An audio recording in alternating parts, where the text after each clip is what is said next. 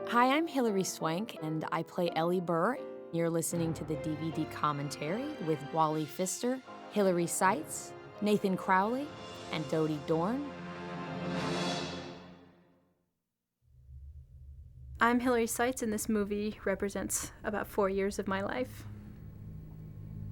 It was, 1998. Warner Brothers had the movie, along with Whit Thomas Productions. I'm very wary about remakes because I think in a way I respect any movie that gets made, all the hard work that's gone into it, even if it's a terrible movie. You don't want to go trampling on it because you think you can do it better. For me, this is a remake of the subtext from the Norwegian movie. It's all that juicy stuff that was such an undercurrent in a very Scandinavian movie where it's basically unsaid the entire time, but you know it's there and it's kind of crackling under the surface. That's what I took to remake because I thought that was so fascinating. So when he brought it back and I watched it, I loved it in its own right. And I think that the job of a movie like this is to say, well, if I watch the Norwegian original and then I watch Chris Nolan's movie back to back, am I going to be bored stiff because it feels like the same story? I don't think it does. I think that they're both pretty salient in their own rights. Same themes, obviously, but it's not like you're watching the same thing all over again. I thought that there was a lot of great stuff that could be brought out. What captured me the most was this sort of telltale heart aspect. And I also love the idea of that split second when someone pulls a trigger, does he register? Even for a millisecond, does he lock eyes with his partner, acknowledge it on any level internally that he recognizes the person? The idea of what exactly is the nature of an accident. And if you have a split second of recognition, is it therefore still an accident or is it a murder? That's what I thought was the most fascinating part. So I loved that, and I went in to pitch Warner Brothers, and they miraculously hired me because I only had comedy samples, but I think I was passionate enough about what I wanted to do that they kind of said, well, let's take a shot on this kid. Did about 11 drafts until Chris came on board, and 11 drafts is pretty normal. It's within the studio system, and to Warner Brothers' credit, they actually let us be pretty dark throughout. I mean, they weren't like, let's make this a really happy story with a great big happy ending. You know, they allowed the Will Dormer character to be fuzzy and flawed throughout. Anyway, that's how it came about.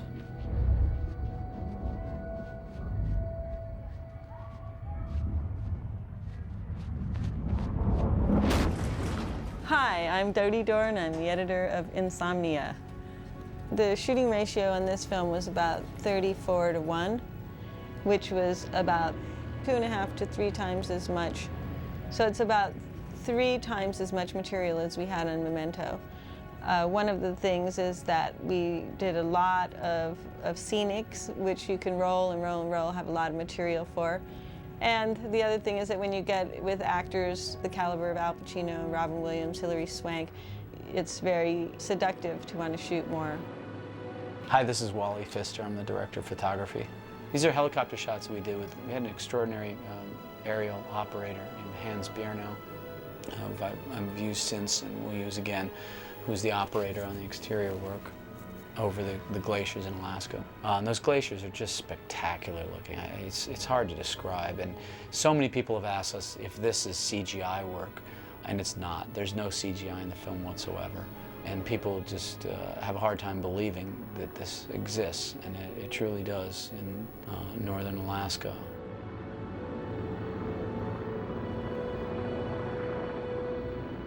Because the setup for the story is pretty standard, we were reaching for an iconography of images.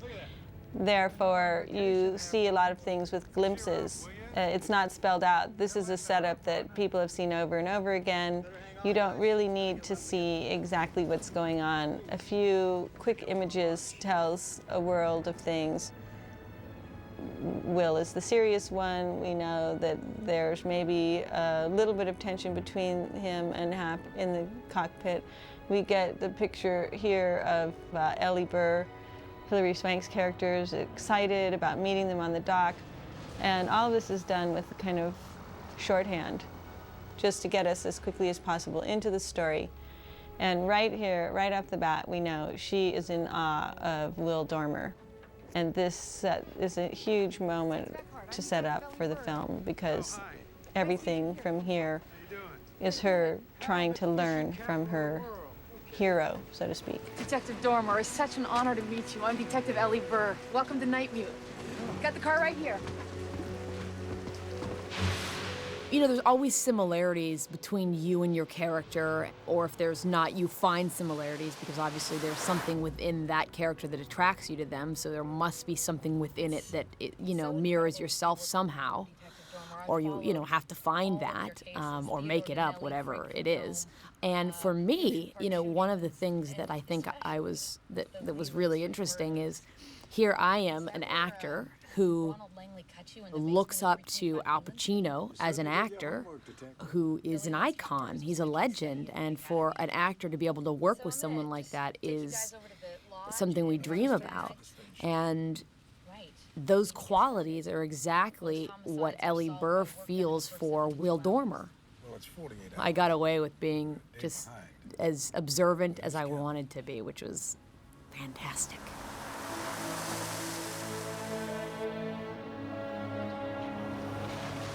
One of the things that Chris and I both like to do is keep the camera moving. So you always see what might look like a second unit shot. We didn't have any second unit on the picture by choice. Chris and I like to shoot everything ourselves. But where you do see a second unit is shot where it might not be principal actors in a car driving by, or a wide shot of the police station as we just seen. We like to put a little movement into the shots so it doesn't feel like it was shot by another unit, and it gives it a little life, it gives it pacing, and I think flows well with the music too. And this is all part of the beginning of the movie, it's all part of the setup, so I think it serves the picture to have a little more movement in it, in those areas. And this is in Nybeck's office, which was actually a shot on a set that was built on practical location. And Paul Dooley plays Chief Nybeck, a veteran actor who's in a lot of Robert Altman pictures. And basically what I wanted to do in here was have, this very naturalistic source of light coming from the window, and then some warmer practicals throughout. And we had some fluorescence in the room as well, just to give it a little punch. But the fluorescent overheads are really not affecting the actors that much. They're more background elements. And I didn't use a lot of backlight in the picture either. It's really mostly natural side sources, window-motivated light. Yeah, I want to start with the body. You got the report, right? No, I want to see the body for myself. Okay. Clear cause of death was herniation of the brainstem due to intracerebral hemorrhage. One thing that Nathan Crawley did, and we discussed quite a bit in pre-production, is use a lot of glossy surfaces. And you can see in this morgue is a great example. The ceilings are painted with a high gloss paint, which I absolutely loved because it gave me an opportunity to double up on the light sources. You can effectively reflect a light off of the ceiling and create a light source behind somebody, which gives it a little more depth and a little more latitude. Report, detective. Doesn't say in the report that he clipped him, too. She could have clipped him herself. In rehearsing and during the actual filming, that we really talked about that Ellie Burr, part of the character is that she observes, and that is one of her best qualities, and that's what is going to make her a great detective, is that she sees between the lines. She sees things by her very intense focus and observation of people, of things. And obviously, I think that Will Dormer enhances that quality within her because she sees that's something he does. So if you're not getting all of that while you're watching the movie, that's what she's learning from him as the movie's going along, and you see her growing in that area, the character wouldn't work at all because there isn't a lot of dialogue in which she's learning. It's all in her observation, really.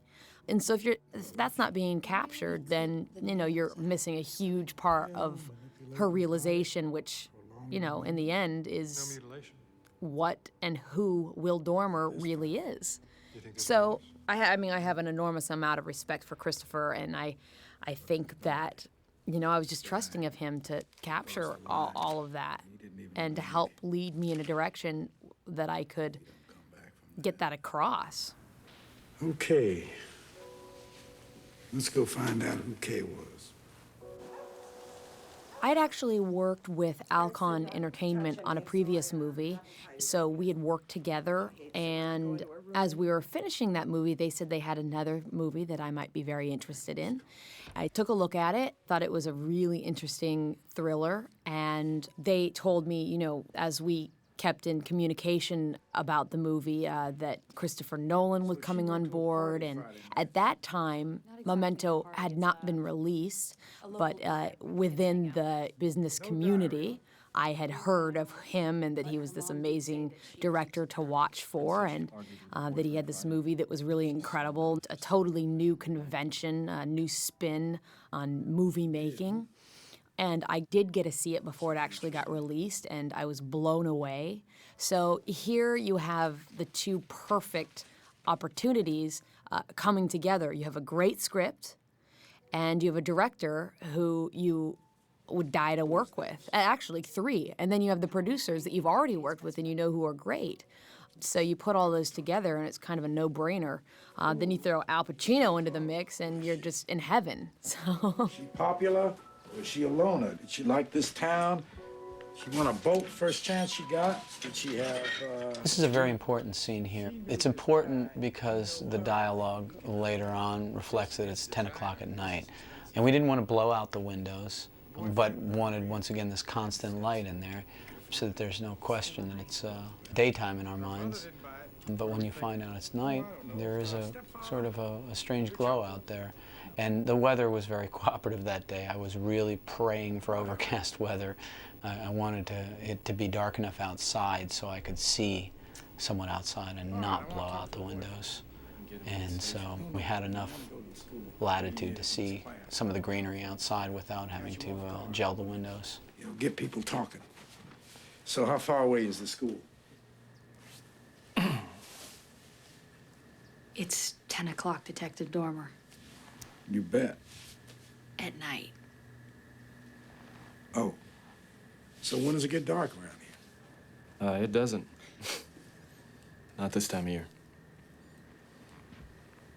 Yeah, I heard about that. How come you didn't know that happened?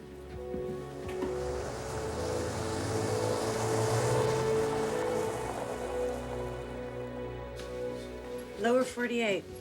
Lower 48? Not from here. I can tell by your walk. How's that? Unsure. Oh. Dormer and Eckhart, we have a reservation. Talk about things that aren't necessarily in the script.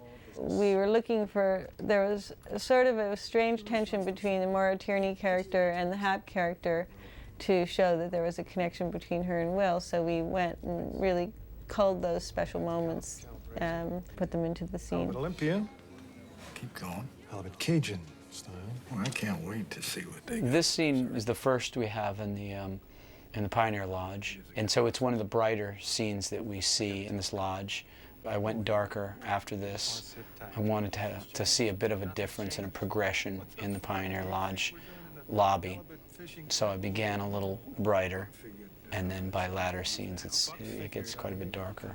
This is very important to Chris as well, because we're inside at night. We know it's 11 o'clock, 11:30, you know, nearly midnight. Yet we wanted to have this constant presence of light. And as you can see, there's a window behind Hap where they've tried to close the blinds to keep the daylight out, but there's still a hint of it present. I think that was one of the important things, to keep this constant reminder of daylight. And there you can see it again in the deep background as daylight sneaking through. You shaking down a couple of drug dealers? You think that's gonna get him his headlines? He needs the big fish. He's putting a squeeze on you to get to me. This scene was very challenging. It's a lot of information, a lot of exposition, and it was a long scene. The whole scene was shot with 2 cameras on each actor, sort of an over and then a single. And we rearranged some of the dialogue to get to the heart of the matter a little bit faster. I'd say we shortened the scene by about 20% from what it was scripted by losing some lines and restructuring a little bit of the dialogue. But the important, what we decided narratively were the important details is that there was friction between Hap and Will. Will is the hero cop, and that he had something to cover up in his past. And that Hap was going to cut a deal with IA, Internal Affairs. So those 4 details were what we focused on. So, and then I had also a 2-shot of them at the table. So like to come out to that a couple of times to get a sense of where you are. But for the most part, we stayed in close because this is a really important and intimate scene between the 2 of them. You see that there's a lot of history with them in this scene. Sorry, I gotta cut a deal. So, make any decisions? Boy, you do everything around here? After 11, pretty much. Ah. And there we get the beautiful, icy stare from Al Pacino. And you really know things are not well between the 2 of them. Lost my appetite.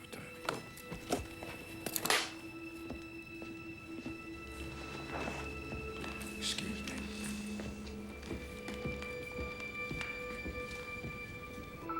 In terms of transitions, we jumped into the room through the photo of Kay, setting her up by the bedside table. We kind of know by the way he comes out of the door the next morning that he probably hasn't slept all night. And that sets up the insomnia theme. Morning. Al Pacino is such a brilliantly trained actor. The progression of his tiredness was completely managed by him. He had marked up his script and knew and communicated with the makeup people exactly where he was in the story all along.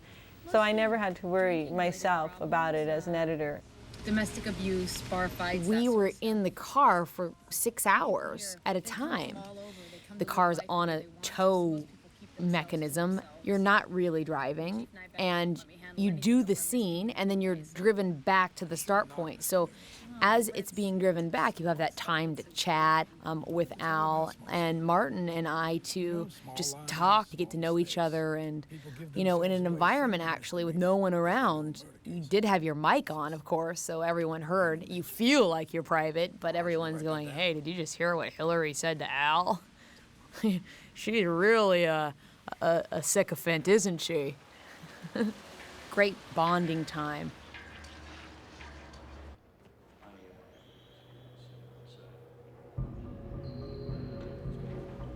This scene I wanted to play in sunlight, and then later on we get a little darker. And also, at this point, Al is not suffering from insomnia, so the light is not really affecting him, but it's there. It's all over him. The sunlight's bathing him. And this is something that Chris and I discussed a bit. I basically wanted him to be comfortable in a bright light setting, because later on he's not. She didn't love you back? She loved me. Wanted me every night. Oh, probably to pass the time, I think. Girl like Kate. This scene had its own particular challenge from a technical point of view because Randy's smoking pretty much through the whole scene, or at least through the first half of the scene, and some of his cigarette smoke is backlit, and in other angles the cigarette smoke is not backlit. So even though the smoke was present all the time, just the geographical nature of the scene and what the light source was meant that the cigarette smoke would sometimes be visible and sometimes not. And we tried to make the cigarette smoke match. And after very short order, we shifted our attention to the emotional thrust of the scene. And I think that Al Pacino's performance in the film overall is very restrained and fantastic. But there are 3 or 4 moments in the film that really get the audience going in that kind of macho Al Pacino way. And one of those is when he drags his desk over to him and tosses his cigarette away. And in an audience, you can palpably feel the appreciation for Al Pacino flexing his muscles there. And we gave up even caring about the cigarette smoke, and when the emotional through line of the scene was in, had the right rhythm, even we didn't notice the smoke coming and going. That's just a general rule of thumb in all continuity issues, that you follow the emotion of the scene, and physical continuity will not need to be a driving factor. Doesn't mean that people don't try to maintain continuity. It's better if they do, but it's the emotional thrust of the narrative that keeps the attention of the viewer. Leave yourself as the last person to see Kate Connell alive.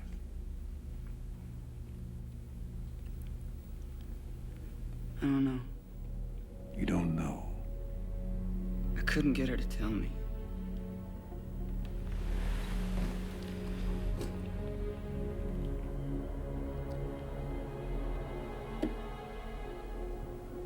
How hard you try? Pretty hard.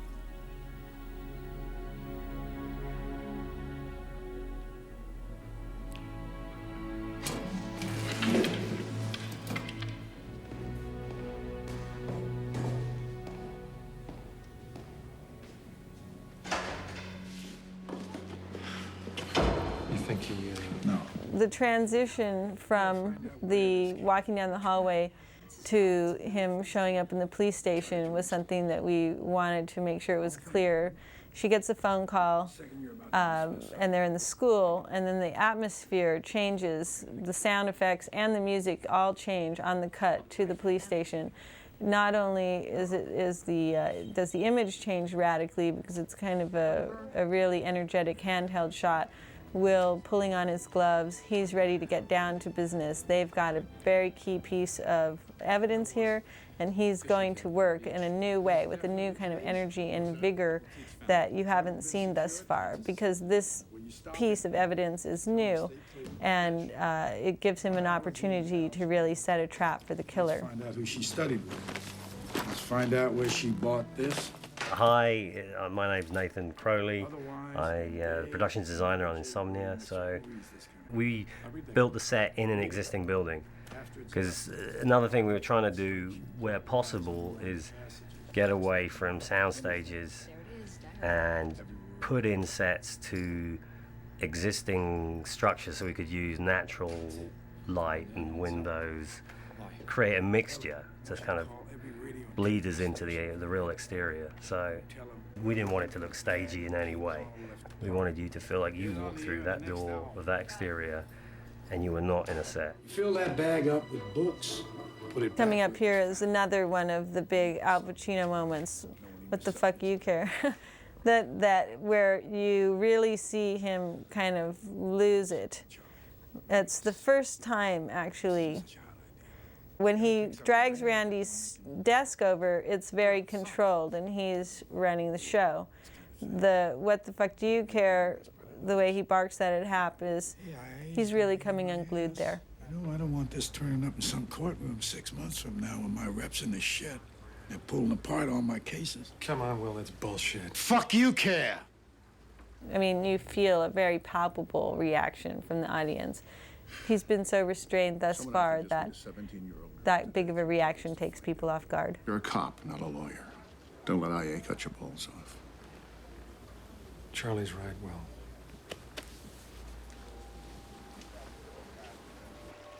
That shot of the bird flying actually is a grab that Wally got. It seemed that at the end of almost every day, Chris and Wally went out and grabbed scenics from whatever location that they were at. We had a lot of material like that, and it was really beautiful. And again, it feels more integral to the film because it's all shot on the day in the locations where we were. Barrel and firing pin. Never rust. Would have carried down LA. This was an opportunity to establish the fog early on. You know, you're involved in what else is going on, but we clearly see the fog there. You can see it there. It's kind of present, and it's somewhat rolling in. Prefers the voices in his head.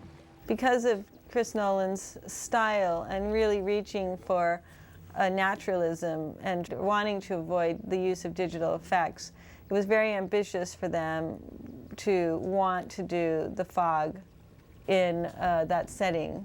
And I think it's really exciting because there's a natural quality to it, even in that shot outside the cabin where you see the fog wafting through. You could never achieve that with a digital effect. And it can only be done with actual fog on the day in that setting. And when I say it's ambitious, I also mean that Chris had a lot of faith and knew what he wanted exactly, and the whole crew went along with him and really did their best to give him what he wanted. And the result is really beautiful. Police! Police, come out!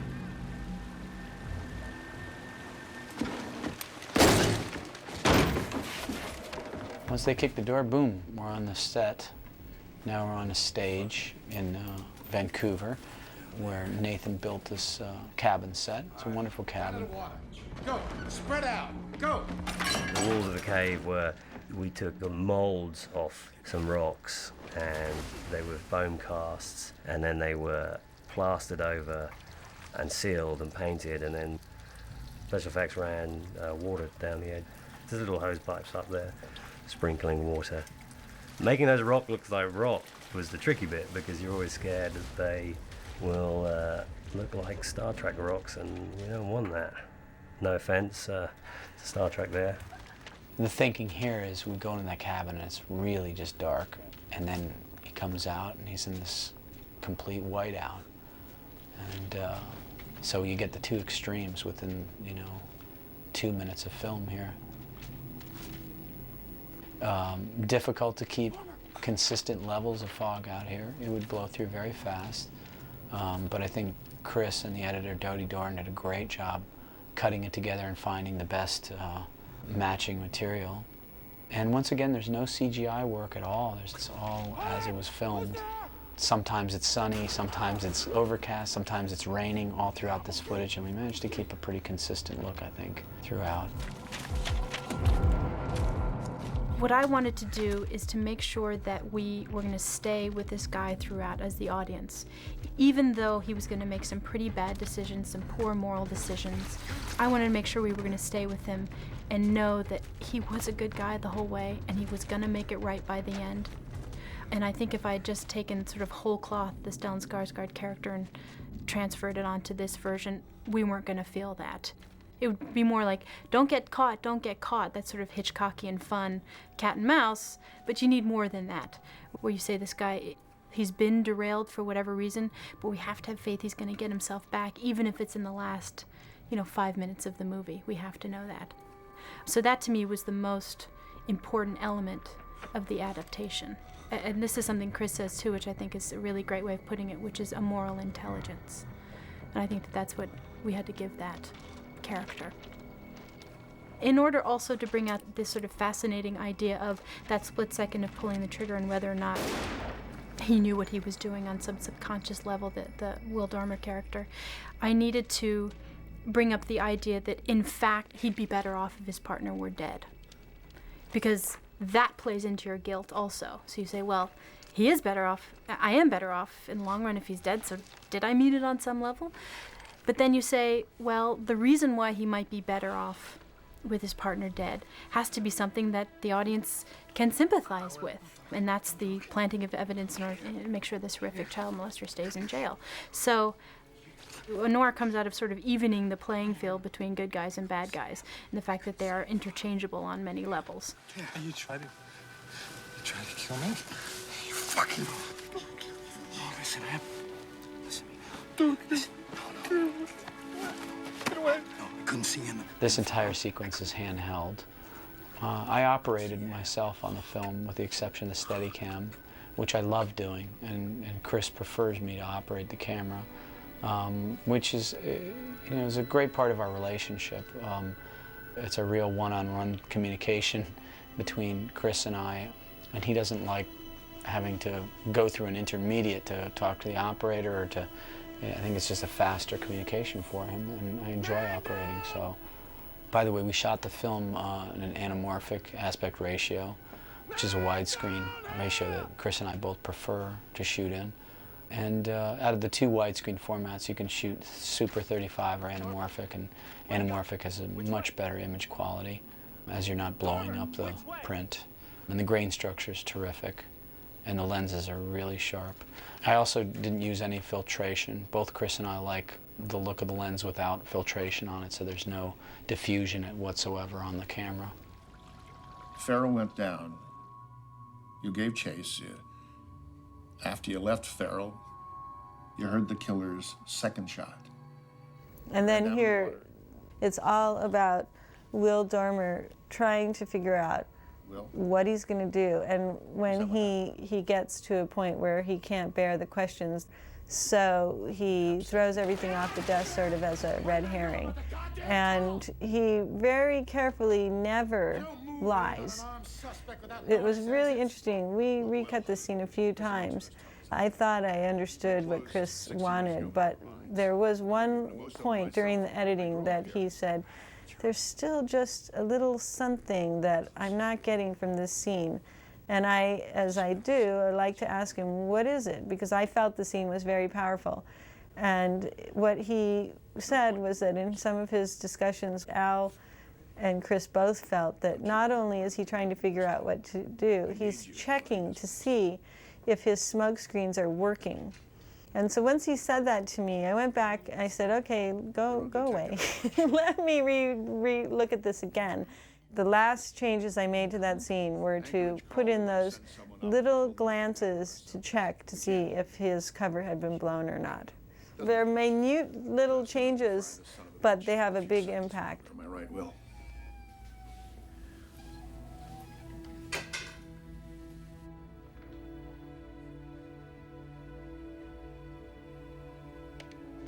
And this is a fantastic scene as well, where Will is talking to Hap's wife on the phone. I used a mixture of warm and cool light in this scene. There's a warm light on his face that's coming from an actual practical lamp glowing on the table, and then a kind of cooler light that's hitting the side of his face. Trish, it's Will. What's happened? They won't tell me anything. It's Hap. Is he okay? He's gone, Trish. He's dead.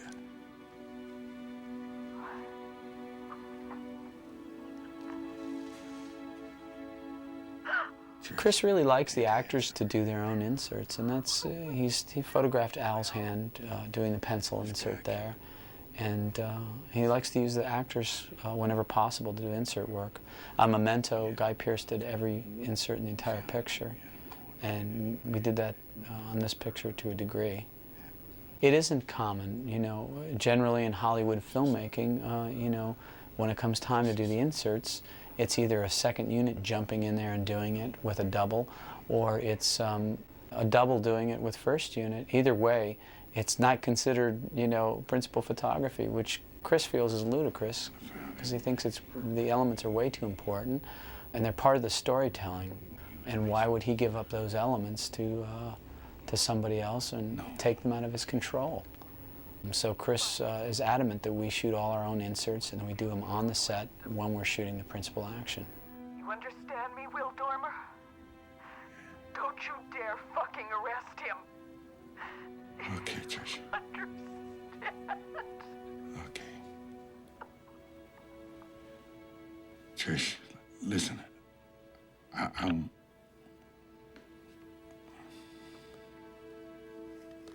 His guilt is really building up here. So she says, don't arrest him. And that's tacitly saying to kill him. And he knows that he's the guilty party. So that's what leads to the scene of him throwing up.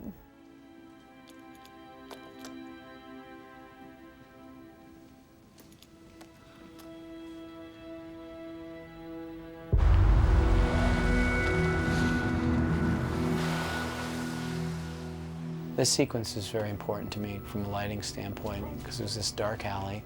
It takes place late at night, but of course it's still bright out. So I wanted a combination of light and dark again. And so I silhouetted, you know, Al against the brighter background and then played it fairly dark inside this alley with kind of a bluish tone to it. And we had to block a lot of the daylight in order to get this dark look. We had lots of large flags and stuff up to block it.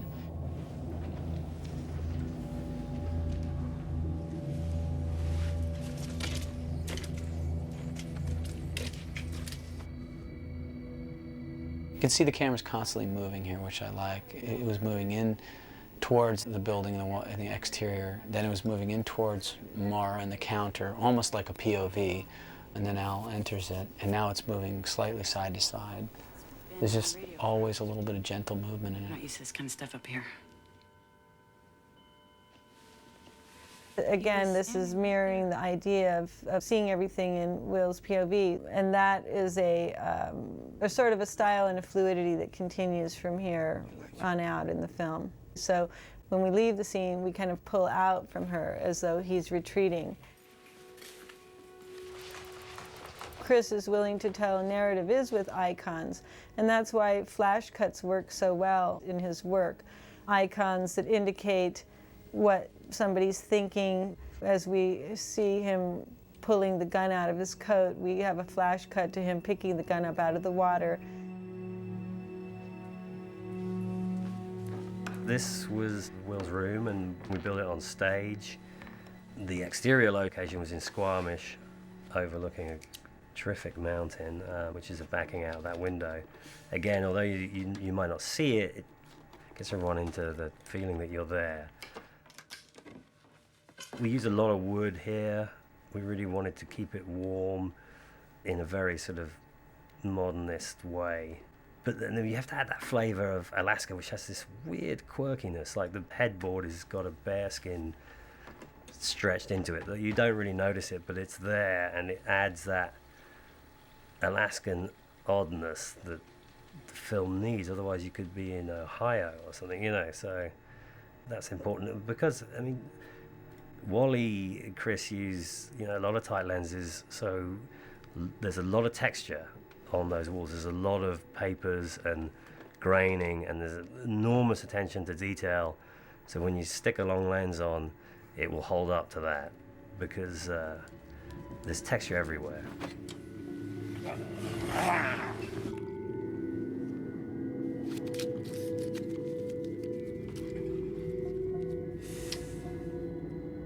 We had tons of material of Will Dormer trying to sleep in the hotel room, and we knew that we were going to sort of create that in the editing room. My first cut was a kind of a very funny, almost frenetic. I knew that we would simplify it once I started working with Chris, but I put together what I thought were all the best bits of him trying to sleep. Detective? This is a police station. This whole series of partitions we put in sort of that went into a central pen area, so they sort of concentric circles as you went inwardly. So when you looked out from the inner area, you'd get 3 depths of glass windows, which will give you all that distortion in the background. So, you know, again, Wally wasn't afraid of glass or reflections. He's up for it, which is good. I mean, every one of those windows was on pivots, so you could angle them. How you doing? Okay. Clean through, huh? Yeah. No souvenir. Bullet got lost in the rocks, I guess. This scene actually has a triple meaning. He's there to check up on the other cop who got shot. But what he's really trying to do is find out if he saw anything, so if he has anything to worry about. So we were looking for his little guilty looks. Second shot, I kept my goddamn head down.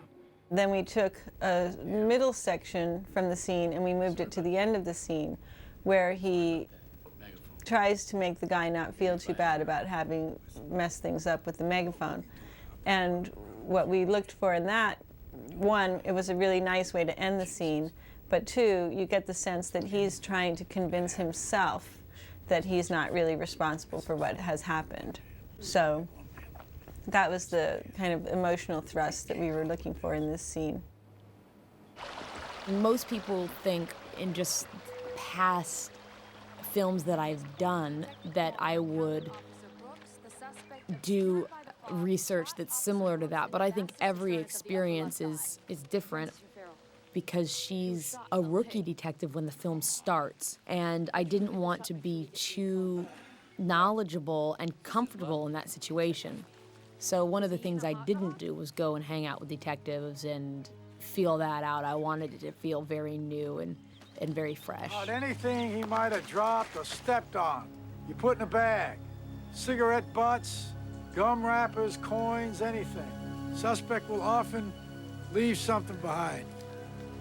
Detective Dormer gave chase, losing the suspect in the fog. I have fun with scenes like this because it's a now you see it, now you don't kind of scene. And all of that is done strictly with montage and adjacent shots and reactions. Reactions become really important in scenes like that. Ellie! I think I found something! You think they should start further over?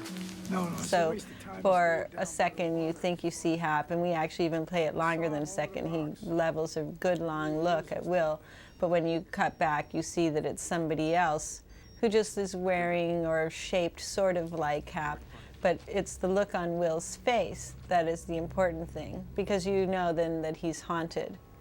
It's also really fun. This was a fun scene to cut because I had all of this off-camera dialogue from Nicky Cat, Fred, talking on the other, to somebody about having found the bullet. So there's a very casual kind of country quality to the way Fred is talking to the other person about the bullet. Guy came by to see you today. Chris had a look in his mind, and I did my best to translate that look, and the producers were 100% behind us. I think one of the factors in that is that they really trusted Chris. Chris has got an extraordinary presence on the set, and you trust him. The actors trust him. Al Pacino trusted him. Like he was a veteran director, as the producers. And I think everybody knows that when Chris Nolan is running a set, that it's going to be a pretty amazing work that comes out of it, and that you're not going to go over schedule and over budget. So there's a certain freedom that we have to create that comes with that trust.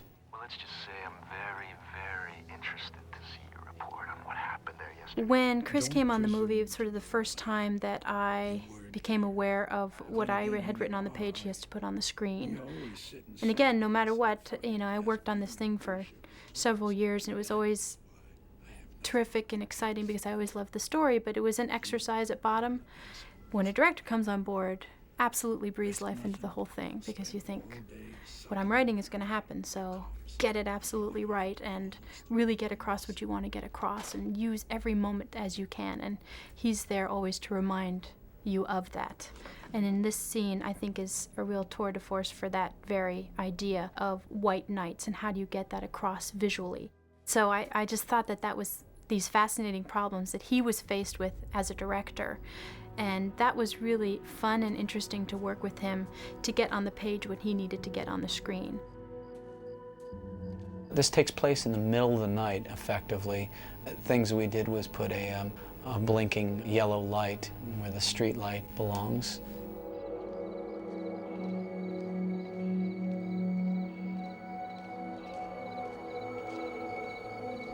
And this is him going in the alley. I do have one light up on a condor that's creating that kick on the wall, on both sides of the wall, to get that effect.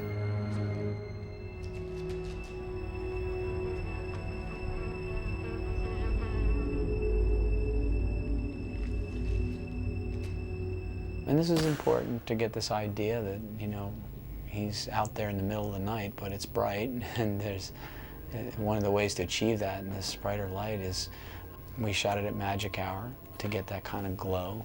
So it was, in fact, after sunset. And that way, too, you can get the practical lights like the stoplight and any street lights and to expose and have them a little brighter. So you have a combination of the ambient during magic hour and then the tungsten lights.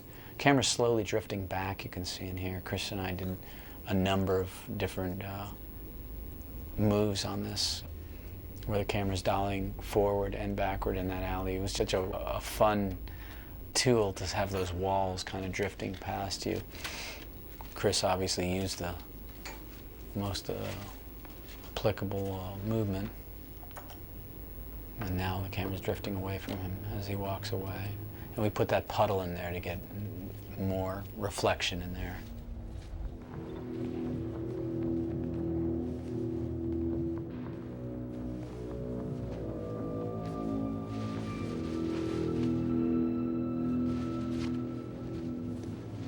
Chris doesn't like to shot list his films. I think he likes to take a more spontaneous approach to it, which I think serves the material very well and serves his style. We end up with getting extraordinary material that I think we decide on how to shoot it after we see a rehearsal with the actors. I'll rough in the lighting on a set, and we'll sort of decide on a general direction to shoot in, particularly if it involves night lighting or something. But Chris doesn't think we need to shot list. I think his feeling is that it kills some of the spontaneity, and I agree. I think it's a fabulous way to work.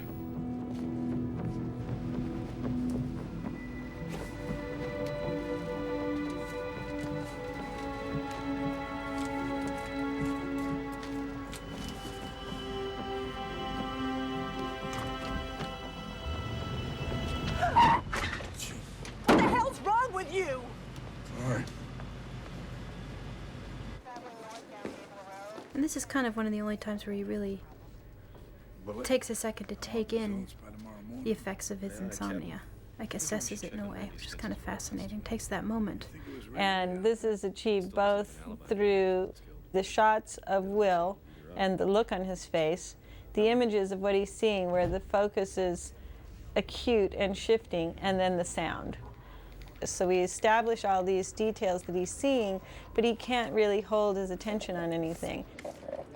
One of the things Chris likes to do is keep the camera moving with the main character too. As the camera circles around Al, we snap the focus, and they cut the rack focus out. And then he's snapped back out of it by her coming up and saying his name a couple times. Also, I'm moving the light on Al's face very slowly. And he's somewhat hallucinating is the effect, but Chris came up with this idea of you know, shifting the focus on the lens and then cutting out the actual focus rack so that the focus snapped from the background to the foreground and vice versa, which I think was really effective with the sound design of the picture as well. It's a totally three-dimensional experience for the viewer because you're experiencing what he's experiencing both visually and orally, sound-wise. I think it's really one of the most successful demonstrations of the results of his insomnia in the film.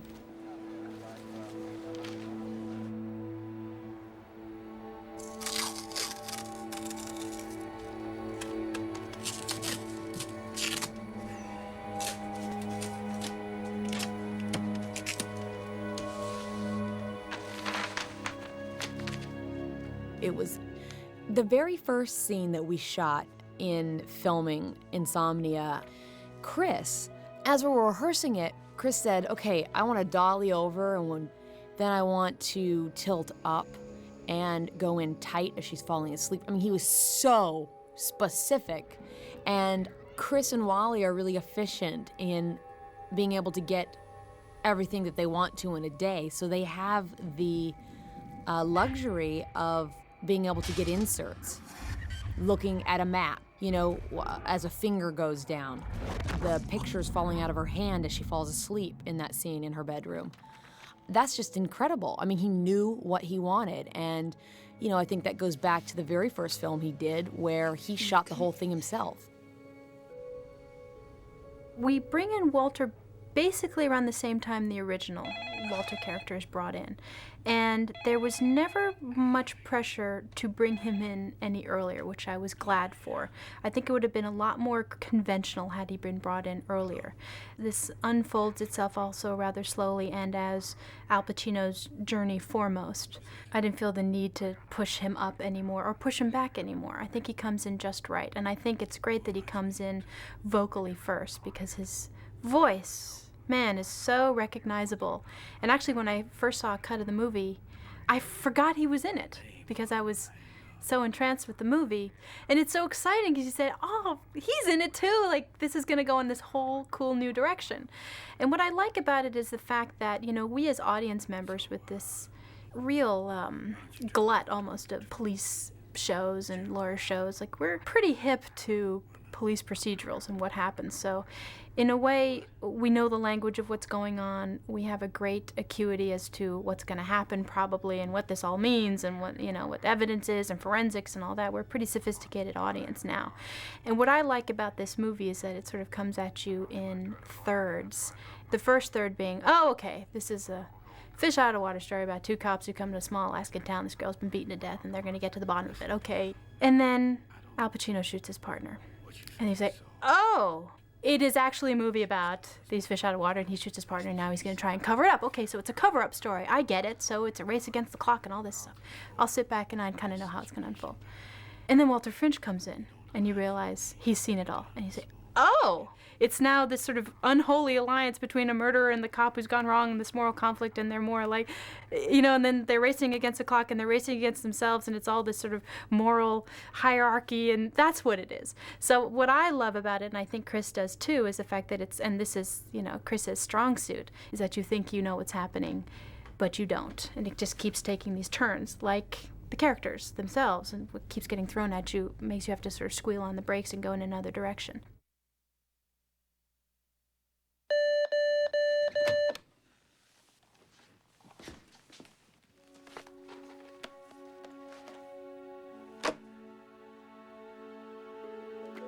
But to be remembered as the Kay we knew and loved.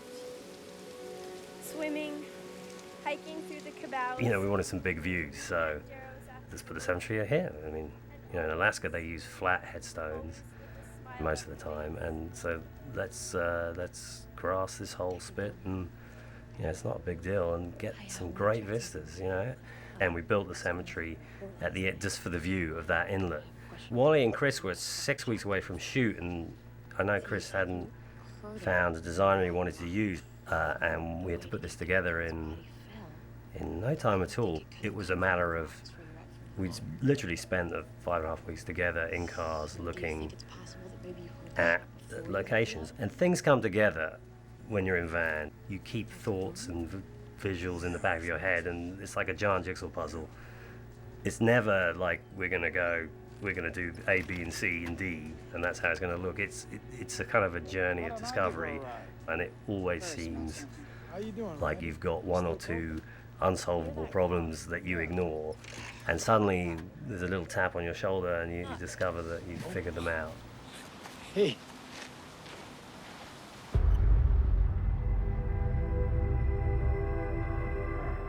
This scene where Al Pacino is driving, it's so screwed up.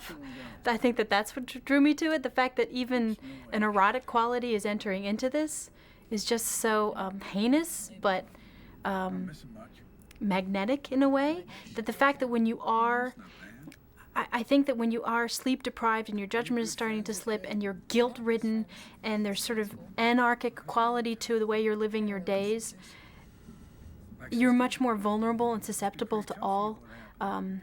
Your senses are open to everything much more when you're sleep deprived. And I think that and something sexual, the fact that it wouldn't, if he had, you know, just sort of been in a normal interrogation, that wouldn't even entered into it.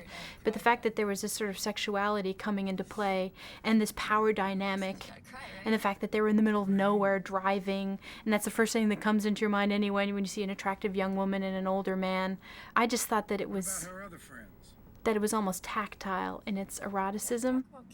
And again, so heightened, like everything when you're sleep deprived, that to add that charged the scene really well, as opposed to just sort of a dry, am asking questions and you're answering. There's also this sort of sexual subcurrent that's playing that she's totally playing off of. As long as it's fun. Young, impressionable girl left alone with older Los Angeles cop. And she thinks she's gonna mindfuck him, but he's giving her a way bigger mindfuck, like, I'll play along with you, but I'm taking you to a dump. And so that's how it differs from the original, because in the original, he really was pretty interested. In this, Al Pacino's playing along to get him where he needs her to be. And I don't think his character ever really thinks he's gonna, you know, get any kind of quick satisfaction out of her. That moved over. that isn't actually a dump. So this is all health code trash. Canada is full of incredible health laws, which is great, but everything had to be pre-washed and then aged with aging paint and truckloads of stuff. And of course, we had to weight it down in some way because it just wanted to blow all over the place. And because that was one place we just couldn't find or didn't have any ideas on, or all of the above. It just wasn't happening for us on those scouts. And we were driving back from a scout one day, and there was this sort of bogland off to the right, and we'd seen other trash sites and logging sites that had these humongous poles, logs put into the ground, and so it was like, well, why don't we make a trash site here and get some graphic elements? And we found all these orange caterpillars. I think it gives you some depth of this vast wasteland, and just plant logs all over the place and get these vertical elements. Again, there's always someone in a small town who is open-minded enough to just slam tree trunks into the ground without question. So everyone usually asks, why do you want to do that? And it's like, because it's a visual thing for a film. Yeah, well, what are they doing that? It's like, sometimes there are no answers for these things. They just look good. So I don't know. She would. Basically, we went out there, and Chris wanted a very live verite style to this, and we did this full-on Cassavetes style. I like to say it. I had the camera handheld on my shoulder with a large film magazine. I was able to go anywhere with the camera, and we did several takes on one side, several takes on another side. Pacino just loved this because it was completely freeform. It was almost like a stage where he didn't have to worry about marks, didn't have to worry about light. It was really a fun scene to cut. Certain things that Chris really focused on that he loved, the way the wind kind of whipped her hair around. So I looked for several times these moments where her hair just almost looks like flames. Okay, you did good, honey. Come on. I'll let you drive. You want to drive?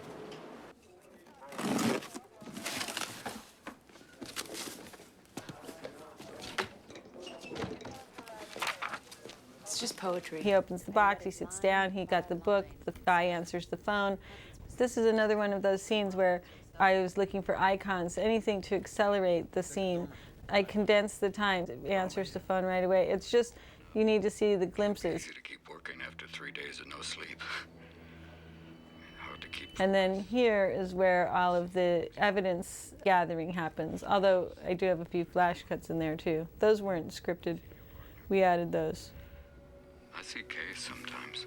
It didn't actually hit me that all three of us had received Oscars until they started using that in the press campaign. But when you're on set with these two actors, you're thinking, I really do have so much more to learn and so much more to grow. And I mean, obviously we all do, but I am in the beginning of my career, and hopefully I do have a long road ahead of me. And I pray that I never feel like I've accomplished all that I can, or I might as well just quit, because then where are you? So, working with Robin and Al is an extraordinary experience, and one in which I feel grew. And I can't give any really specific, it's more in when you're just with someone, it's just something that you observe. It's not necessarily words of advice they give you. It's just their mannerisms, a way in which they react with other actors, or little nuances that they each do separately from each other in their own ways while they're having their close-up taken. Or, it's those little moments that before I had this opportunity to work with them, you pray that you're a fly on a wall watching these actors do what they do. It's really a dream come true for an actor to be able to work with people of their statures.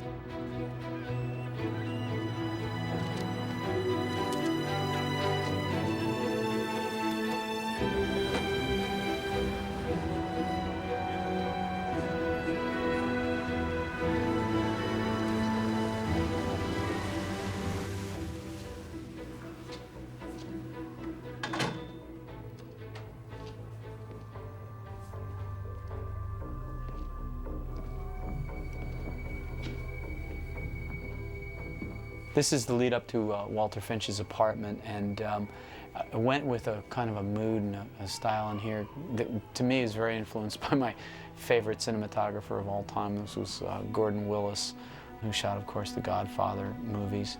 Did some extraordinary work with contrast and a mixture of warm colors and very naturalistic lighting.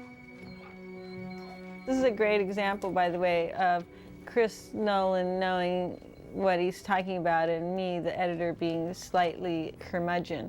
I myself felt like we didn't have enough material of the dogs at the door when he opens the door. And Chris was absolutely certain that there was enough there. And I kept cutting it, and I kept telling Chris, no, we need more of the dogs. And of course we didn't need more of the dogs. It's all told from Will's point of view. We do it with sound. The door cracks open, there are dogs there.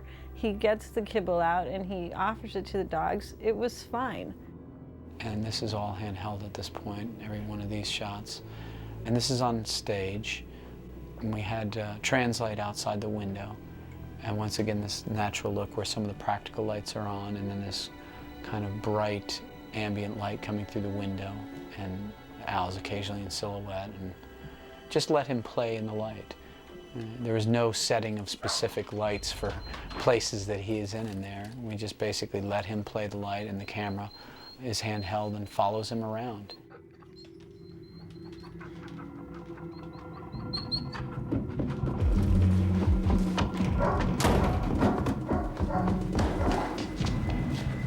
Even though Will is starting to be more and more bedraggled, you see that Al felt the power of the character enough that he's able to spring into action when duty calls, so to speak.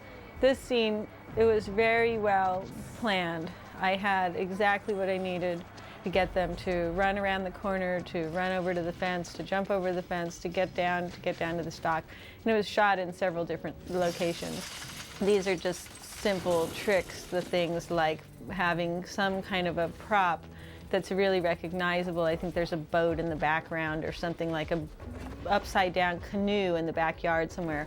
And then they move it again to indicate that you're still in the same place. So they do these little tricks to match things. They did that same thing with the trucks with the logs on them. They move those around so you think you're in the same place. This log scene was challenge, and I loved the material that I had. It was a lot of fun to edit. There was so much stuff underwater, and with the light streaming through, and there were some upside down shots. You really have a very claustrophobic feel. I think I've talked to a lot of people who feel when they watch this scene like they're holding their breath, waiting for him to come up. This is tank work in the studio. It was put a load of logs with some hydraulic arms to open and close the logs just for the underwater section of this scene. Obviously the water in Port Alberni was, you couldn't see your hand in it, so, and you wouldn't, it was freezing cold, so this was lovely warm water. Al was underneath the water for his close-up work. We really beat up poor Pete that day. We had him underwater for a long time, and he had to swim backwards and upside down with a camera in his hand to get some of these shots. And then we're back on location here, and we had a beautiful sunset that afternoon, and we captured it with 2 cameras. I was on the A camera, and Steve was on the B camera. Here's a moving log. All that stuff is through-bolted together. And then we had 2 tugs pulling it, and then one facing backwards so they could go back and forth to reset. And then we made paths through the log piles, all bolted together so Robin could walk off into the distance. Once you bolt that stuff together, you can hop on it, and these loggers were just incredible. They'd run across this stuff and, you know, tiptoeing around.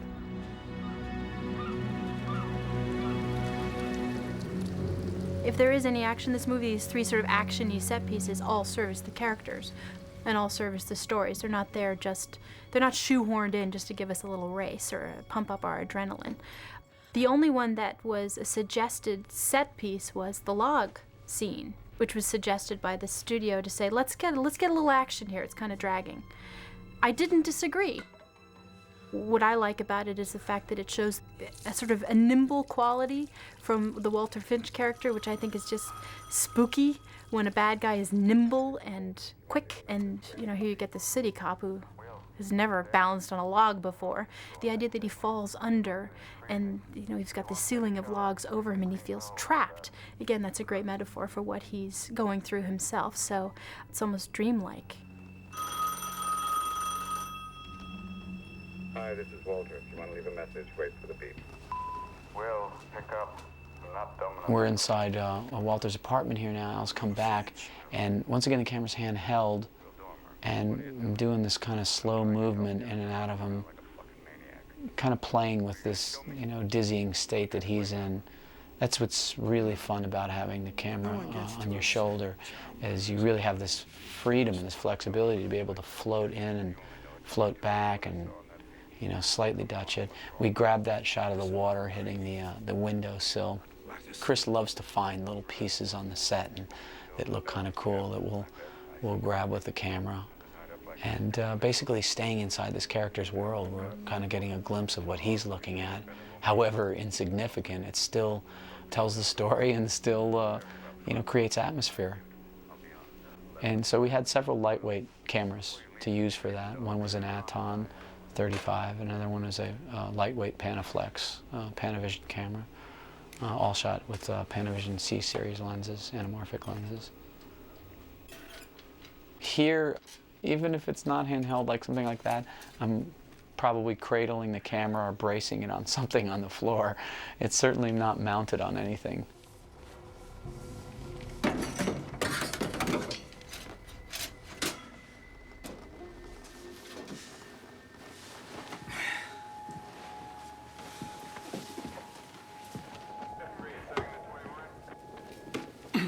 I had a cut of this scene actually at one point that was much longer and drawn out. We also found something else. And I found it really great and actually kind of funny.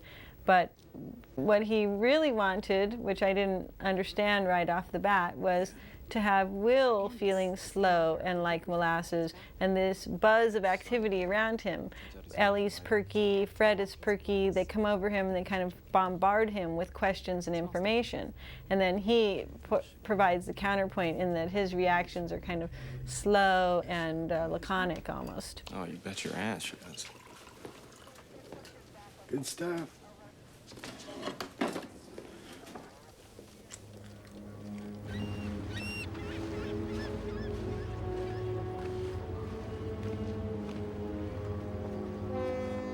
What was fascinating about working with Chris, we absolutely were on the same wavelength as far as how dark we wanted it to be. I mean, to me, the scary word is likable, and I was afraid that someone was going to want to make the Will Dormer character likable.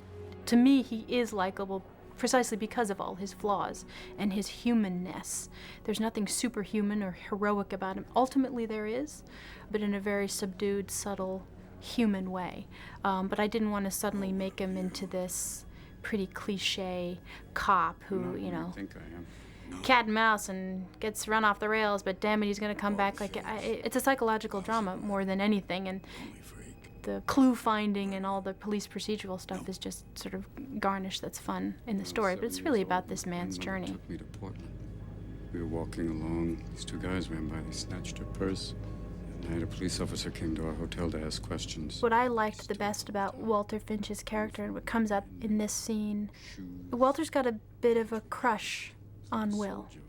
He's got a crush on police work. He's a detective novelist. He's got a crush on the whole process.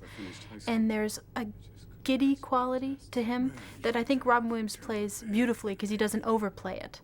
That's what's going on there, and I thought that that was just sort of a cool and particularly off-putting quality to this murderer.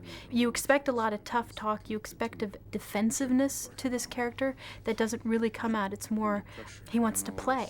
He wants to be a part of it, and I think that brings out the humanness of the Walter Finch character, and the fact that at the end of the day, he's just this sort of pathetic guy.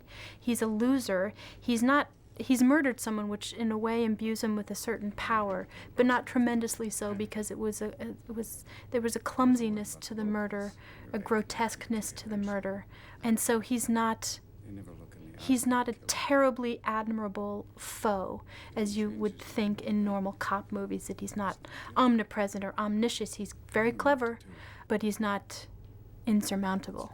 And so what I liked was the fact that, and it comes out sort of where Will says, you know, you're going to be brought in for questioning, and Walter says, down at the station?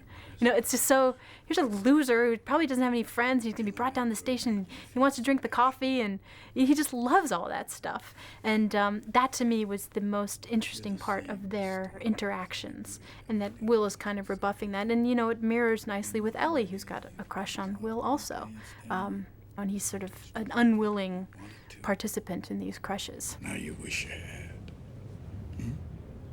Best you could do it. Clip her nails. Now you're so different.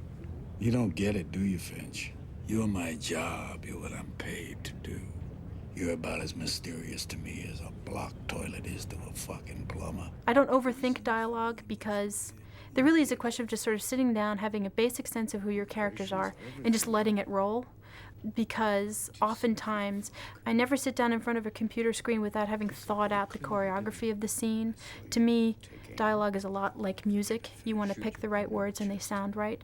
You want your eye to go down the page unobstructed, and if it's obstructed, you know there's a word that's not quite right, or there's a real rhythm to dialogue, and you want to get that right.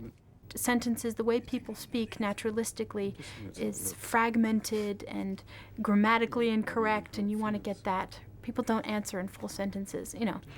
But so you just kind of let it flow with a basic understanding of who your characters are. And oftentimes, I find, you're a little surprised with what your characters come up with. Not like you're a divine vessel and it comes pouring out of you, but you basically have a sense, and yeah, Walter would probably say that, and Will would say that. It builds off of each other.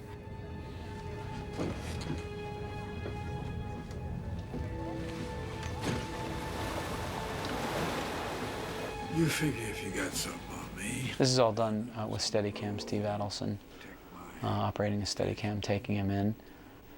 And there's basically no lighting in this. Once again, wanted a very natural look. They're somewhat profiled, but they're turning into the lens. So I think that's a fun way for an actor to use the camera. And actors at this experience level, someone like Al Pacino, who's so well in tune with the camera and knows exactly where the camera is able to play it that way. He can turn to the other actor when he wants to emphasize something, or he can look out the window for a different effect. So it becomes a tool for them, I think. Understand, we're in the same situation here. You didn't mean to kill Hap any more than I meant to kill Kate. That's kind of hard for them to believe. So that's why we need each other. We gotta find a patsy for the Connell case, make it stick. Do that. I think a set is an interesting place to be, and I don't think you can judge an actor when they're on a set. You know, you hear sometimes horror stories, or you hear that someone's really amazing, or, you know, but, you know, actors are really their own breed. I mean, actors can be very strange, and you have to, I think, give actors a lot of room. So it's interesting to watch people's process. You know, Al and Robin approached the scenes in their own way, and I approach my scenes in my own way. Al and Robin are very different in their ways of working, yet very similar. And I would say that their approach is different, but the outcome is the same. You know, they're both professionals, they're both very dedicated, they're both very into making their characters believable, but their approaches, like I said, you know, Al is, you know, obviously more serious, and I would think, you know, a little more reserved and in character more often, whereas Robin can, and literally joked up until the word action happened, and then he was in character. And so it was just interesting to see two very established actors who are very, you know, incredibly talented at what they do, come at it at such different angles, yet come out with characters who are equally as brilliant. It just shows that everyone has their own process, and finding your own process in your own way is just as important as observing and watching other people's ways. Observing that, and I got to just observe that as Hillary and as Ellie.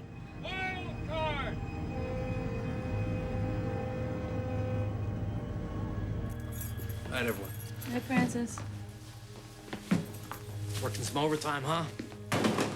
Nice. Cracking some big cases? Night. Night, guys.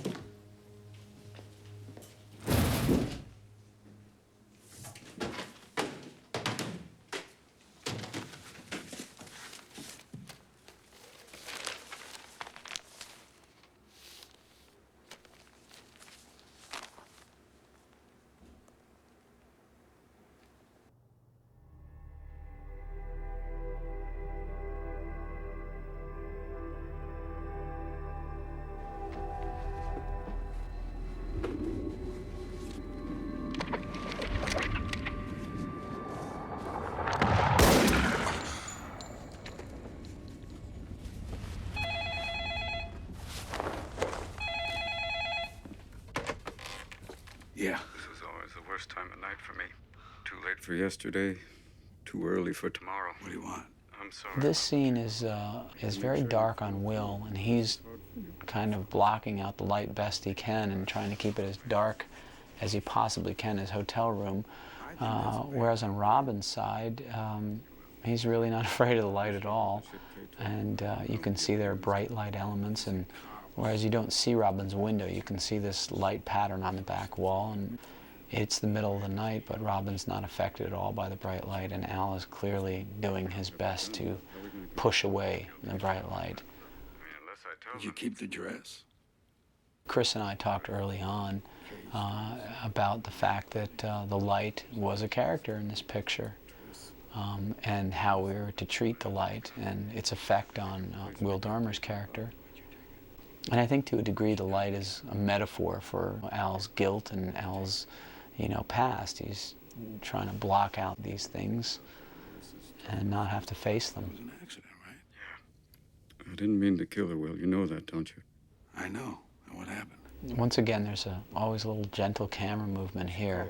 And when we were shooting the shots of Robin, Chris was standing next to our dolly grip Ryan and would tap him when to start the dolly move in and when to start dollying back, based on the performance that Robin was doing and what Chris thought was the right pacing and emotional moment. And now I think we're doing a very slow creep in. You can barely see this dolly in. If you look at the side frame lines, look at an element on the side, you can see. Kissed her and got a little excited. She started laughing at me. She wouldn't stop laughing. You ever had somebody laugh at you when you're like that? Well, I mean, when you're really vulnerable, laughing their ass off at you.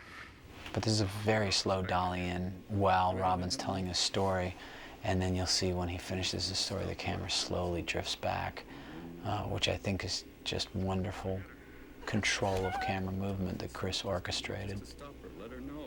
And on Al, the camera's slowly dollying to the left.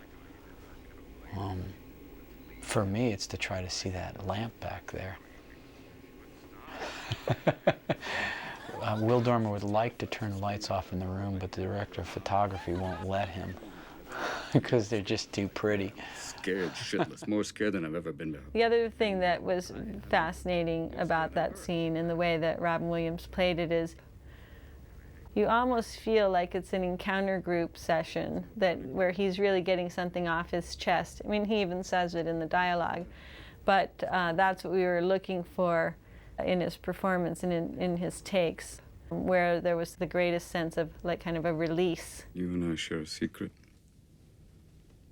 We know how easy it is to kill somebody. This is also a nice moment here. It was scripted that he throw the phone or be angry or something like that, and instead he's weary and disgusted. That was a choice, the conscious choice that Al and Chris made on the day while they were shooting. And I was really glad that they did that, because he has gone so sort of deep into the psychology of Walter that you sense that it's really wearing him down.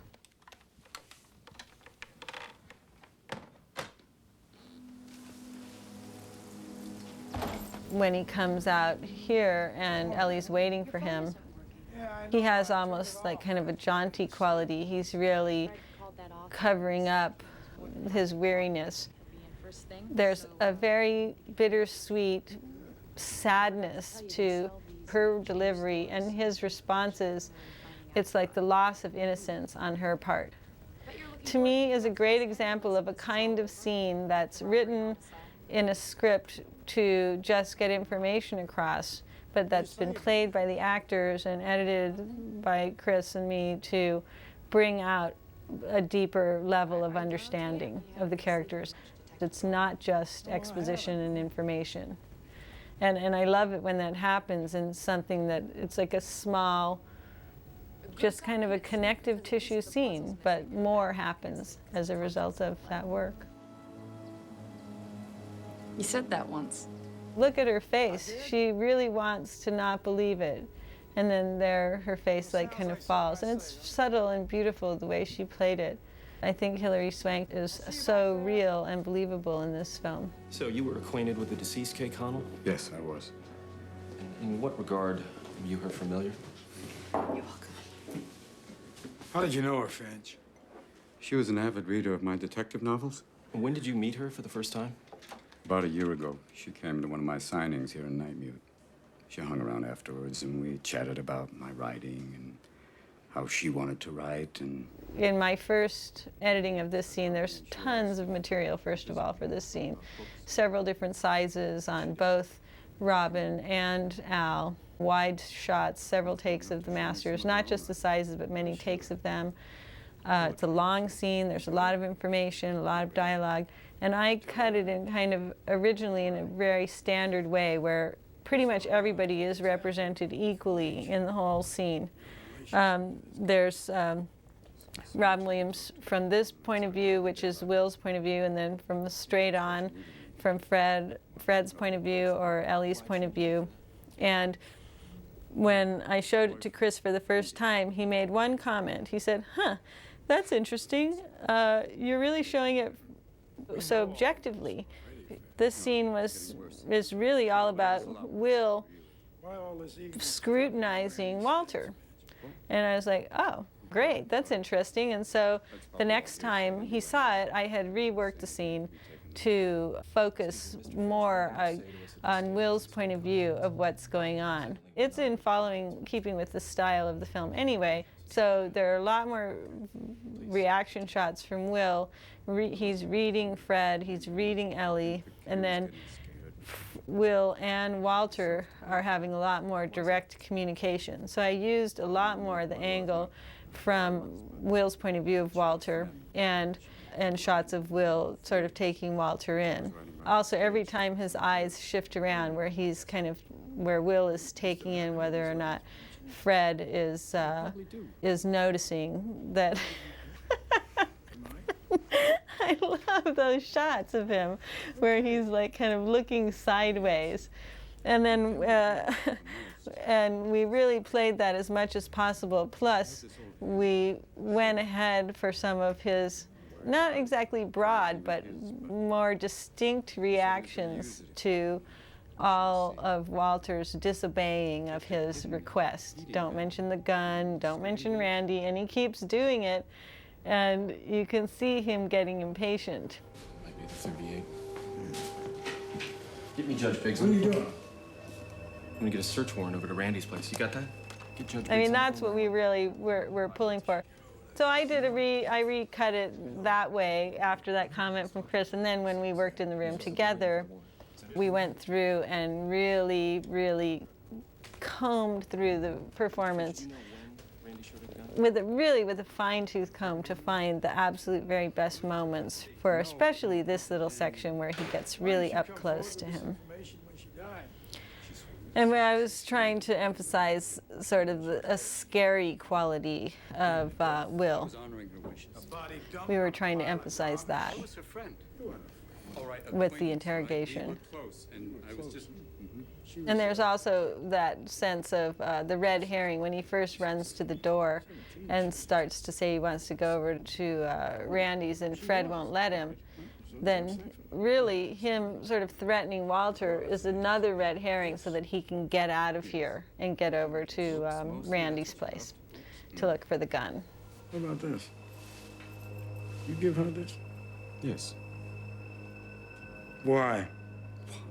You want to see how she looked with it on? No. No? Why would you give her jewelry? It's just a present.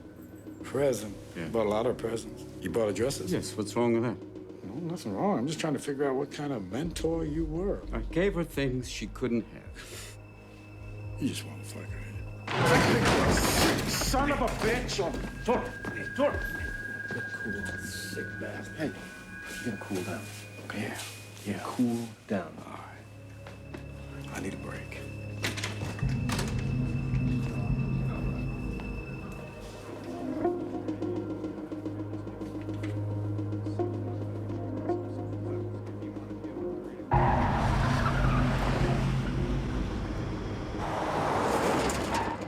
In this moment, Chris insisted on keeping that longer, where Fred and Ellie were really embarrassed. That was another nice moment where we had that single on Ellie and she turned her head, and then the direction she turned, we were able to cut to a shot of Will running that way. Search and seizure warrant.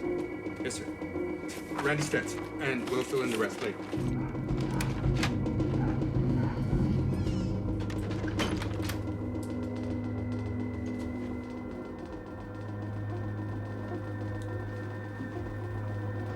Got our warrant! Mr. Finch, thank you. I appreciate it. Randy's apartment. This was on set, and the exterior obviously was in Squamish. We would lay stuff out, like we'd tape it out on set, and then I'd drag Wally and Chris over. We'd look at the size of things, because Chris and Wally like to move quickly, and you know, they don't really like floating walls, so we looked at all the angles in the rooms. We really very rarely floated, and what that means is you take walls off so you can get camera equipment into the set. Very rarely floated walls. So we tended to make things slightly larger to incorporate the, you know, Wally and his cameras, so we didn't have to float stuff. Because it gets messy, you got to take walls out and put them back in, and yeah, I think Chris felt you start losing the momentum, which you know, I get. So we just expand stuff. So I mean, I think it was frustrating for the construction crews, because sometimes we'd put blank walls up and then we'd come and have another look, and we'd extend things by 10 or 15 feet. And you know, they like to build things once and measure twice, I think is their rules. But you know, again, it's an organic process, so we'd make lots of adjustments to get it right. So when we were there with everyone, it was what we wanted.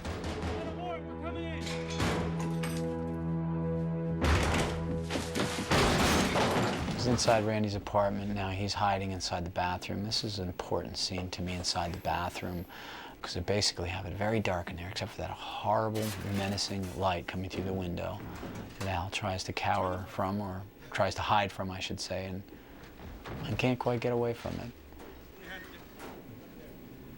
I really enjoyed Al being trapped in that bathroom there, Will Dormer being trapped in the bathroom, because as he's trapped in that bathtub behind that bright light, you know, and all this tension's going on outside, whether he's going to be found, he has to come through that bright light again to get back out. And, you know, all this with this tension of being found inside there. And here he comes through that bright light, and that light is about 8 stops over exposure. Once again, the very, very bright and the very, very dark. In this scene, you can, you know, barely see their faces, and I really love that effect and that look. Outside his door there, once again, is a translight, which is a photograph of the location lit from behind. That's the only slow motion shot in the whole movie of his head going into the car. I think it's 40 frames per second or so. It was the only appropriate time in the movie to go slow motion.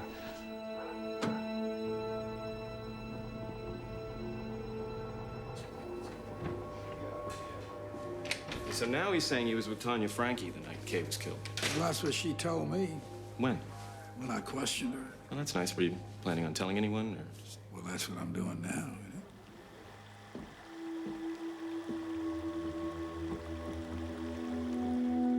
Well, Randy and Tanya were screwing around on Kay. I mean, clearly she's just trying to protect him. What's he say about the gun? Says it isn't his.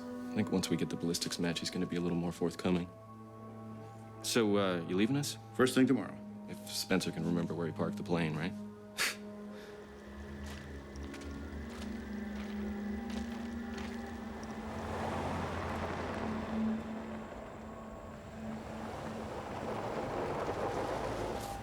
Scene here was very tricky to control. We shot this on a day when it was both sunny and cloudy throughout the day, and I had a very difficult time matching the lighting. Chris and Nathan came up with this concept of having this pipeline crossing the road, which is fabulous. I mean, it's in Alaska and it makes complete sense. And I was looking for some kind of shaded environment, so we weren't at the mercy of the weather conditions. Of course, we ended up at their mercy anyway, and the sun basically came in and out all day long, making for kind of an inconsistent situation. But in the end, it cut together very nicely, I think. Yeah, this was one of those last-minute locations, and everything was kind of, Lady Luck wasn't on our side. We built that pipe rig over the road, which I must admit is the one thing I'm not particularly happy with. I felt it should be 15 times bigger to make sense, and you're limited with time and money. It's the one thing, it didn't feel subtle enough for me. It doesn't feel like it.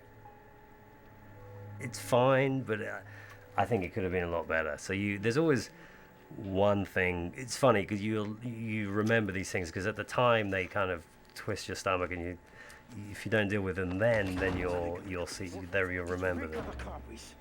I felt this scene turned out great, but we got sharp sun. We also had an incredibly sunny day, and if that structure had been bigger, we could have shielded ourselves. But at that point, I don't think we had much budget left to do anything larger, and we couldn't find anything, which I think was the biggest problem.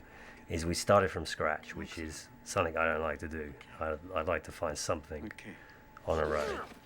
And if you're shifting around, or a location has to come forward in the schedule because you're going too fast, you have to react. And I didn't get one of those moments you turn a corner and go, right, there it is.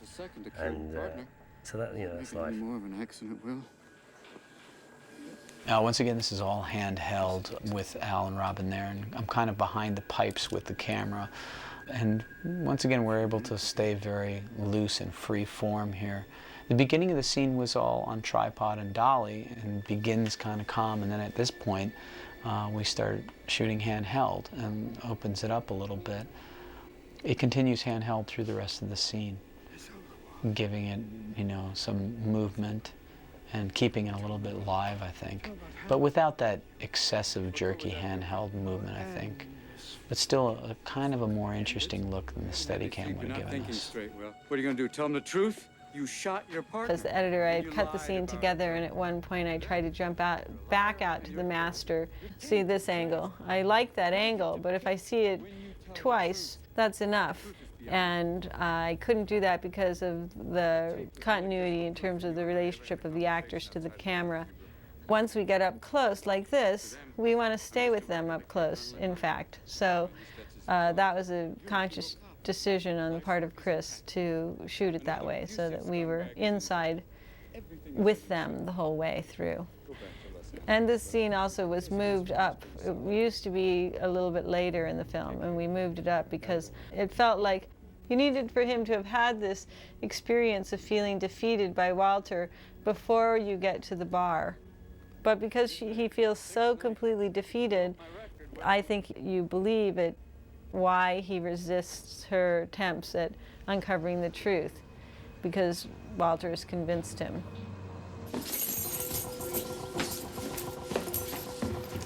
This we shot on day one as well with Ellie. I really like the look of this very dark, moody sunset kind of look. We shot that on day one of the first things we shot. There's also a scene shot of her dad actually in the doorway around the same time that was cut out of the film. I think they felt it was just a necessary character. Randy's stats. This is a lot of fun because this is the peak of Will's insomnia. He hasn't slept in 6 days, or 5 days at this point maybe. And you know, kept it fairly dark in the bar, except I had a light coming in that door that's really pointed right at the lens. So that every time that door opens, it actually flares the lens. We kind of kept that effect going throughout the bar scene, particularly on Al's side. Every couple of beats, boom, that door opens. But you can see it flaring the lens and giving it a bit of an annoying effect, particularly as it applies to Will's condition. And the anamorphic lenses take that flare and create this horizontal blue line. Shell casing, 9mm. The murder weapon was a .38, and none of his carries a 9mm duty weapon. Well, we sense that he's completely defeated at the end of the scene with Walter. When we come into this scene, the sound is distorted in such a way, it sounds like he's underwater. He can't hear things distinctly. He's really gone into his own head, and gradually it comes back out. Everything that she's saying is directed towards him, and worked hard to stay with that focus between her and him. He had to look back at her. You can't have this scene and have him walk away without him looking back. What has 2 thumbs and loves blowjobs? I don't know. This guy. Sorry.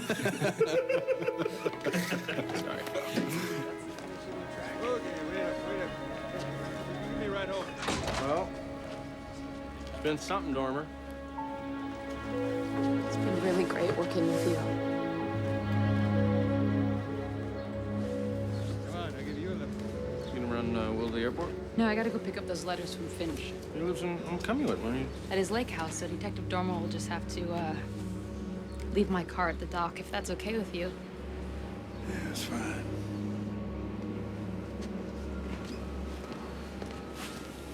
I don't think I tried to tell her that. It's been a pleasure. Get some sleep. Where'd you go? Oh my God, like you guys care.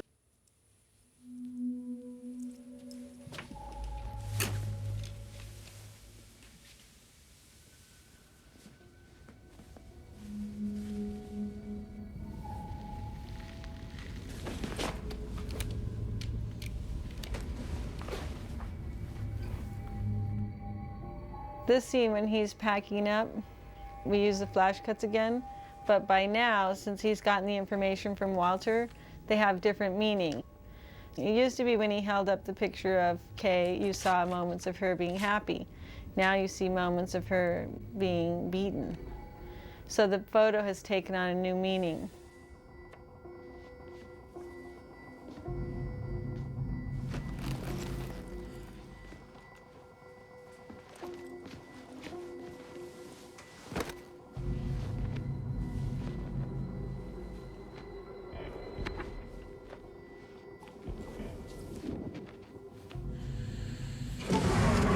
This last gasp of trying to block out the light was just a fun kind of scene to edit. It had a lot of nice material.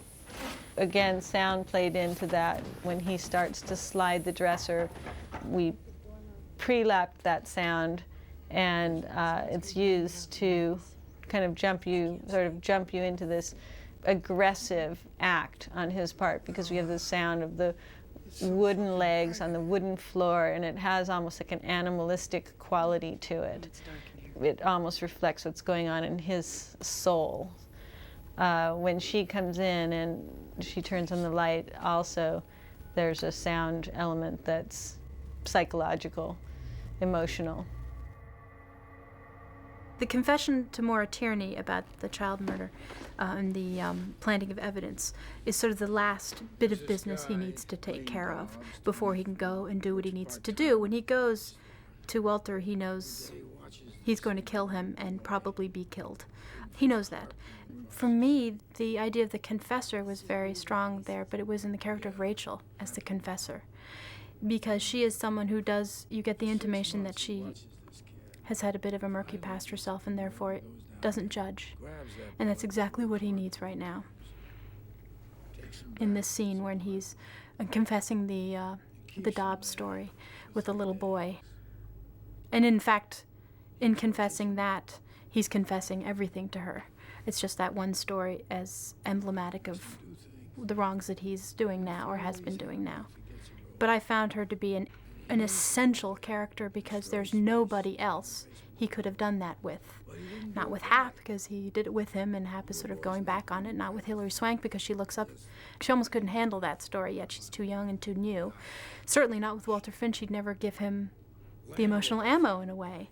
And so with Rachel, and I love the scene in the hotel room late at night, again, you get this sort of eroticism going through. Chris and I both thought that it was interesting to get this sort of erotic quality subtextually. This time there wasn't. And it's in this scene where finally it's revealed what the seeping blood images have meant. Jury never met a child murderer before. The seeping blood has been used starting in the title sequence, and now he explains where it comes from. And I think it was worth the wait. One of the things I love about this scene is that without seeing anything graphic, you can have this horrible feeling as though you are seeing what has happened, and you understand why he, as a detective, is in a conflict about wanting to put this guy away. Don't do things like that. So how did it catch up with you? Internal affairs is coming down on our department, and Hap, he was gonna cut a deal and bring me straight into it. They would have reopened Dobbs's case, and he'd have walked. Now that's not gonna happen. I don't know how. Well, I think a lot of it comes from the idea that you, especially in law enforcement, you make one mistake or one misjudgment, cross the line once, and that will never go away. Never. Even if you have the cleanest record from then on, it will never go away.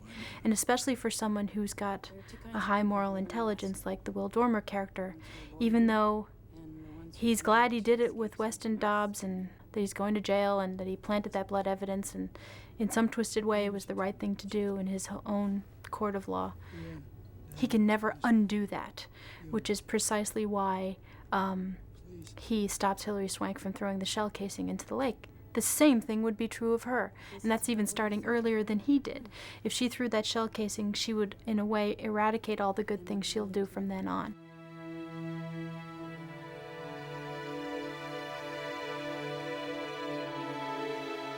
I don't picture actors. I find it limiting. It's almost like when you read a book, you picture who those characters are in your head, and who I picture is not who you picture, and like everyone else. But I feel like if you go in thinking of a particular actor, even though actors are versatile and can say almost any kind of dialogue and play any kind of characters, you're still so locked into what their voice sounds like and what their persona is that you're sort of liable to fall into that a little bit. So I don't. Sometimes that comes in, but only really with the side characters. But then it's just who I happen to imagine, what they evoke.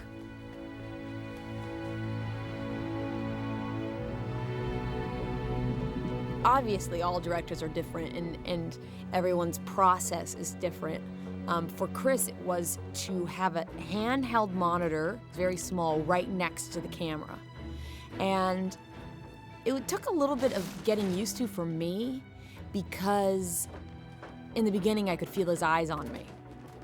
And as an actor, you feel in the beginning the camera on you, and then you learn to make the camera a part of, it's like a character. The camera is a part of the scene. And I just had to get used to Chris being a part of the camera. He was right next to it. But I think what that lent him was the opportunity to see it right there with his own eyes and to see if he believed it or not. I mean, he was with you. He was like living those emotions with you as it was happening. One of the things I love about the beauty shots in the whole film is that they're almost always overcast. Very seldom are they bright blue beauty shot skies. It has a melancholy quality to it, yet they're still beautiful. And then the glacier that's coming down to the lake, that becomes an image that's very important because we've seen it in the photo, we see it in the background here, and we see it off the side of the road, so we always know when we're getting close to Walters. These are these great helicopter shots. And this is a wonderful sequence that we did of him thinking he's seeing a truck. That's a 90-degree shutter or a 45-degree shutter on the camera, creating that strobing effect. And here we're inside the lake house, which is actually set back in Vancouver. In a slow moving, that's actually a zoom. And this is the little whip pans with the wipers. And I just love the way this sequence is cut together and sound. That's a helicopter shot there. It's a combination of, you know, camera inside the car, helicopter shot tracking with the vehicle, and several cameras along the side of the road capturing that spinning move. Watch your head here. Not 1,000 times. So you don't really see Walter doing horrible things. His character all the way through the film is almost normal. We know he's done horrible things, and he tells us he's done horrible things, and we've seen some of the horrible things that he's done, but we've never seen them with his face visible in the frame. It's all done as POVs or close-ups with hands. So when he punches her, it comes as a complete and total shock. This is the road to Bear Lake, which is magical. It's just so spectacular up there. The mountains just come out the ground vertically.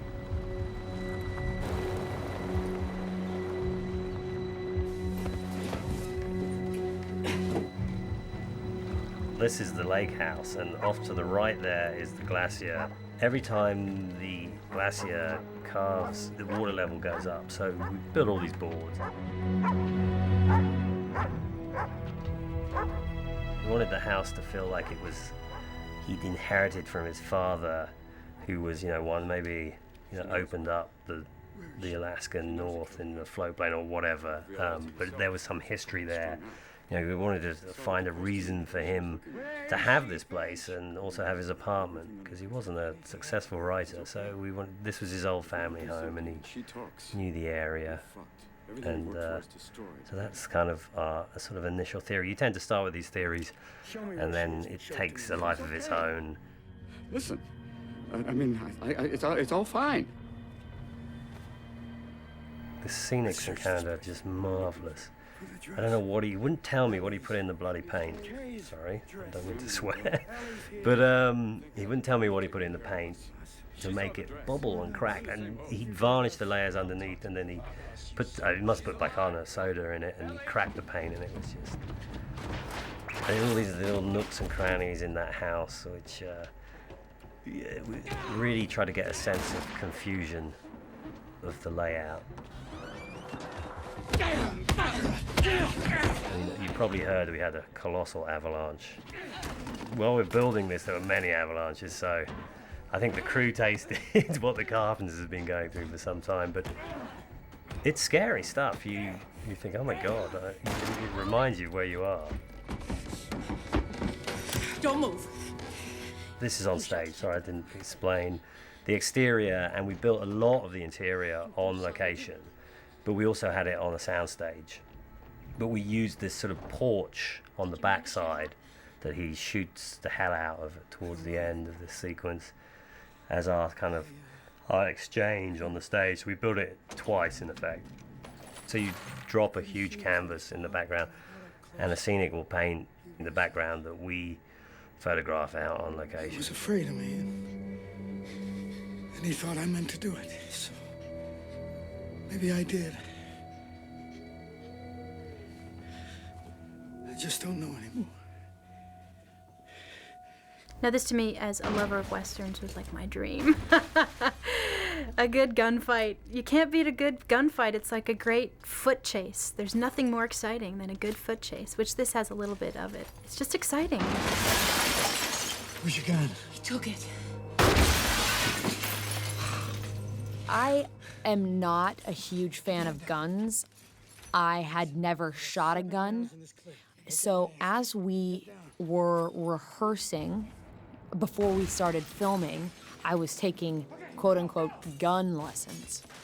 And, you know, how to move with the gun, you know, that was a part of my research and my detective work, was to be comfortable with a gun, know how to shoot a gun, be able to hold the gun correctly when you're walking or running with the gun.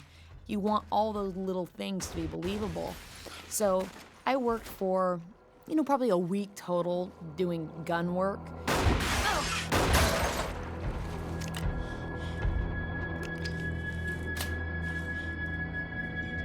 Repeats are very important.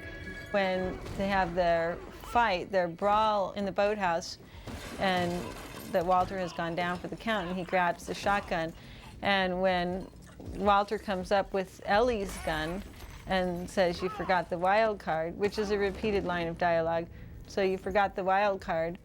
When he shoots, it was very important that they actually shoot each other at the same time. So that's another kind of thing that's really fun for an editor to try to get that to happen. So they're offset by a few frames, so you get to hear two gunshots.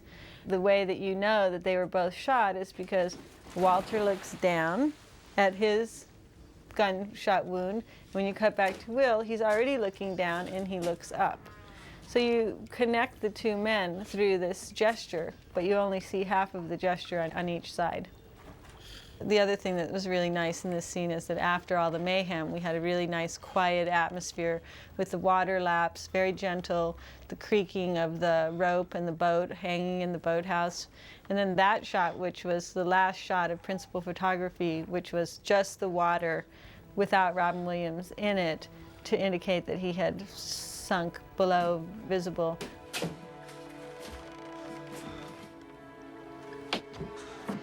Something that's interesting is Warner Brothers wanted the end to be shot another way, you know, a usual kind of studio thing, just to watch their back and to make sure that if that ending didn't work, they had an alternate.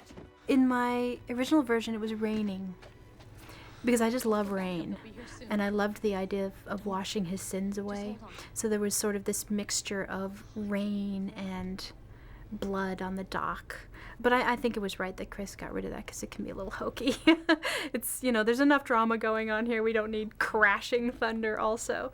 And the symbolism is pretty obvious. You don't need to underline it.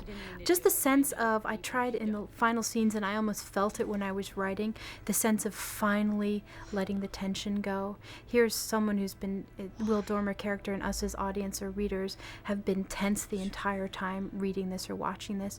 And this is the only time where we can literally let our muscles relax, as he's doing, lying on the dock. He's just letting it, whether it's the blood flowing out of him, the tension flowing out of him, he's letting it go, and she's sort of watching over him and having to allow it to happen, because at the end of the day, she takes her lead off of him and trusts that he's making the right decision, even if it's the decision to die. And so I try to get that across in the script too, but that great sense of that relief of letting that breath out. This is another thing that is interesting about the way Chris works, and we did this on Memento as well, because he knows how important the ending of a film is. And I think it was Scorsese who said the most important thing in a film is the first 5 minutes and the last 5 minutes of a film. We didn't wait till the end of editing to edit this.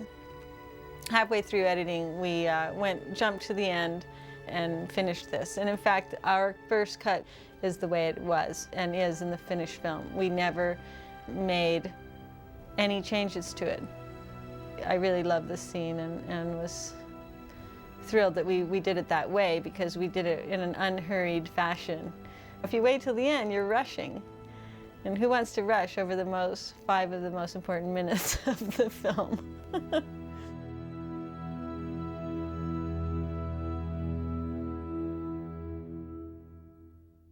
Another admirable thing about Chris is that knowing that Warner Brothers wanted this alternate ending, and I think Chris knew what ending he wanted, he was still very open to seeing the possibilities of that ending to be their way.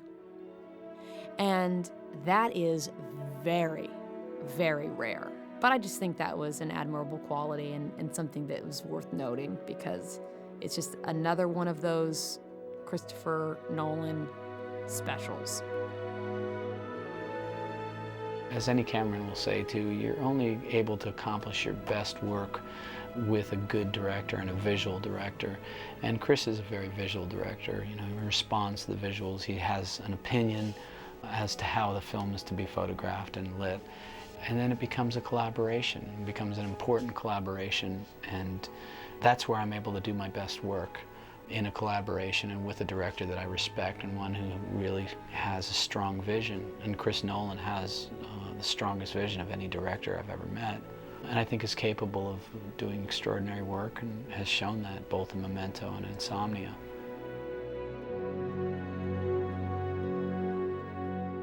Every film is tough, like, make no mistake. It's not as reported in the magazines. It's a slog and it's a fight. But the great thing is when you meet a bunch of people that think the same way you do. It was a team, and that makes it a good experience. It's all, you know, you end up making the film whatever, and if all the team gets on, I think you may end up making a better film. And it certainly becomes, it's the difference between doing a film and having an adventure, and this was an adventure, so it's really good. I don't want to not have an adventure on a film, because what's the point?